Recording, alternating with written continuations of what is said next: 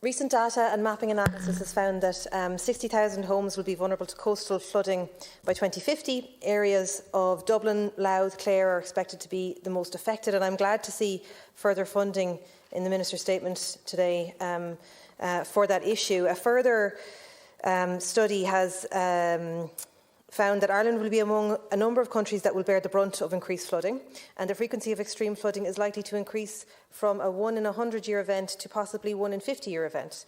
These same researchers have called on governments to concentrate on the robustness of their flood management strategies, but also to ensure that communities and people are safeguarded against them. Has the Minister consulted with the insurance industry about whether they have witnessed in recent years an increase in compensation payouts on their flood insurance policies? And what are the Minister's plans to assist those who are unable to obtain flood insurance? Thanks, Deputy. I have indeed met with the insurance sector. I met with all of the CEOs of our insurance companies earlier on in the year, and I met with Insurance Ireland a number of weeks ago, and I had another meeting, in fact, only this morning with the Alliance for Insurance Reform.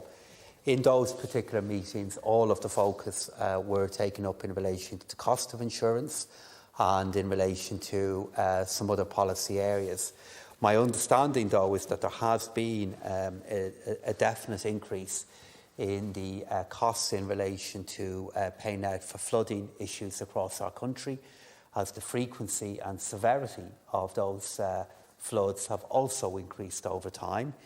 In relation to what we are looking to do to support homes and businesses that are not able to get insurance, the main work that is underway in relation to that, Deputy, is work that's happening at local authority level to put in place flood relief measures, and then working with insurance companies to get that work be recognised by the insurance companies as actually reducing flooding risk. You'll be familiar, Deputy, with this in our own constituency, where, for example, work that the OPW have done in the East Wall and North Strand area, while it has not brought back the insurance that our constituents would have had in the past. More of them are able to access insurance than they were in the aftermath of flooding that happened there a number of years ago. And while the premium is still higher than they would want and I would hope, what is positive now is that the insurance sector has recognised particular projects and at least are recognising that in making insurance cover available. And what I would hope, Deputy, is that as work in relation to, for example, the CFRAM project continues to go ahead across our country, that this is recognised by more insurers in terms of insurance cover that they're willing to make available. Sir, as you mentioned, our own constituency there, the transition statement identifies that the most profound health impacts of climate change will arise in relation to, firstly, severe weather events, secondly, ultraviolet radiation, and thirdly, poor air quality. My colleague Patrick Costello TD gathered some data at the start of the year around schools showing that additional traffic doubles the nitrous oxide level around during school term.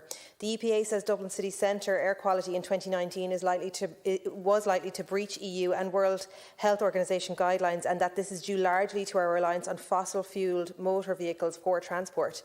Their report included advice from the World Health Organization suggesting we lift young children above the level of vehicle exhausts. I'd suggest reducing car traffic is a more practical option than carrying children around on your back. In spite of this, the OPW seems to have very little inclination towards doing anything about car traffic through or in its properties, a case in point being the Phoenix Park. During the shutdown, we had a window onto what the park should look like, a natural haven. My colleague on Dublin City Council, Michael Pidgeon, in a short space of time garnered over 7,000 signatures on a petition calling for the park to be closed to through traffic. In spite of this, the OPW's first reaction was to propose reopening the gates to traffic, and we've seen in the past few days that the main avenue has become gridlocked with traffic and with the associated NOx emissions as a result of the OPW's decision. Can the Minister for State or yourself outline what plans the OPW has to reduce fossil-fuelled motor vehicles or to its properties, and especially in the case of the Phoenix Park? Thank you, Deputy. I actually spoke to the Commissioner of the OPW in relation to this morning, As you'll know, given that we both represent a constituency adjacent to the Phoenix Park, it is the current state of play at the moment is, I understand, that the two main gates are open, and that therefore means the park has been used for access in the way you've described. The OPW are considering a number of options in relation to the gates and in relation to where parking is allowed. They've informed me, however, that the kind of issues they're looking to deal with fall into two different groups.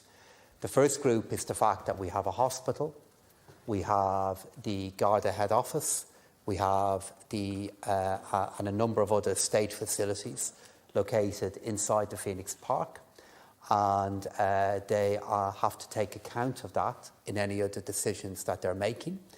And the second issue they're looking at is if they make decisions in relation to access in and out of the Phoenix Park, what will be the effect in the movement of traffic back into communities that either live near the Phoenix Park or are using Chesterfield Avenue as a way of accessing the city centre. As I said, I spoke to the Commissioner this morning. They're looking at options in relation to this, but as you'll appreciate, there are many different consequences for any different decision they take. I've heard and I'm well aware of how great the Phoenix Park was for so many during the highest phase of the lockdown that we had, and I would love to see the park being used in a way that is more conducive to recreation and in which it can be used in the greenest possible way. But I do believe that the issues that were outlined to me by the OPW this morning are important issues, and they do deserve full consideration before further decisions are taken. Thank you, Minister. Upgrading our homes, offices and public buildings to ensure that they use less energy will be one of the most cost-effective ways to reduce emissions and limit climate change. The Office of Public Works, with its property portfolio of roughly 2,500 buildings, including over 200 large government and state agency buildings, must lead the way. While it is important that energy-efficient design be incorporated into all public sector projects from the early design stage onwards, we should also ensure we upgrade and reuse existing public buildings over new build construction where possible. Through OPW refurbishment projects, the Government can ensure it plays a consistent and exemplary role in driving the energy efficiency agenda. Per the Climate Action Plan 2019, the OPW were to take the lead on examining how and when fossil fuel heating systems could be phased out of public buildings, including disallowing the installation of any new fossil fuel heating system. That's Action 62. This was due to be complete by the end of 2019, and I can see no update on this action provided in the Climate Action Plan First Progress Report issued in October 2019. Can the Minister confirm that the action has been completed and provide some detail on the outcome? Thank you. I can't confirm to you that the action has been completed, but I know that work was undertaken to deliver it, and I will write back to the Deputy with a full answer to that particular question. Finally, back to the Phoenix Park. Last year, the OPW proposed a redevelopment plan for the Phoenix Park that included the addition of retail, significant new construction within the park, the relegation of nature to biodiversity quarters, and the construction of new permanent car parks in the Phoenix Park. This was met with much opposition from the general public, and to its credit, the OPW took much of that opposition on board. However, the OPW should take the lead in protecting biodiversity as part of its climate targets and build heritage in its properties, reducing the associated emissions from those properties.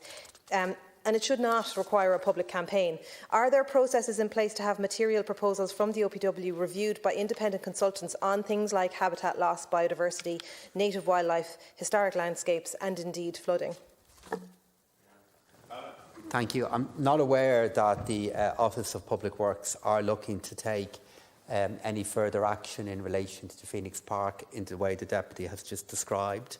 In terms of what are the processes that are necessary for the OPW to go through in order to do the kind of things that the Deputy has just noted there. I mean, they have to make everything public, and by making everything public, then it can lead to better evaluation and scrutiny of what they're looking to do. And of course, anything they're looking to do that requires planning permission has to be done in a very, very public and transparent way. There are not processes or structures available whereby if the OPW look to do anything, that is automatically a cause for independent review or for consultants to become involved. If that happens, it's going to be because they have to go through the planning process, or it's because they're required to go through a statutory process.